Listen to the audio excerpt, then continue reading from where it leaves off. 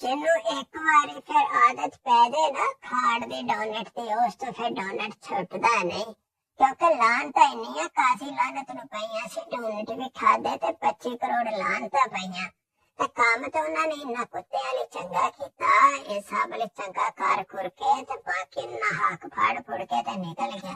ਫਿਰ ਉਹਨੇ ਆਪਣਾ ਗੈਟਅਪ ਵੀ ਚੇਂਜ ਕਰ ਲਿਆ, ਠੀਕ ਹੈ, ਲੇਕਿਨ ਉਸ ਤੋਂ ਬਾਅਦ ਉਹਨੂੰ ਤੇ ਸਾਰੇ ਭੁੱਲ ਗਏ।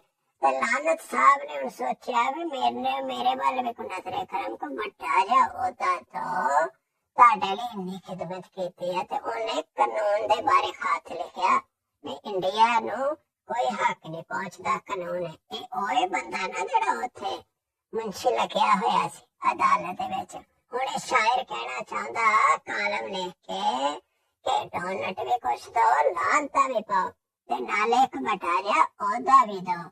ਅਸੀਂ ਵੀ ਇੱਥੇ ਪਏ ਆ ਆਰਾਮਾਂ ਚ, ਸਾਨੂੰ ਤੁਸੀਂ ਭੁੱਲ ਨਾ ਜਾਣਾ।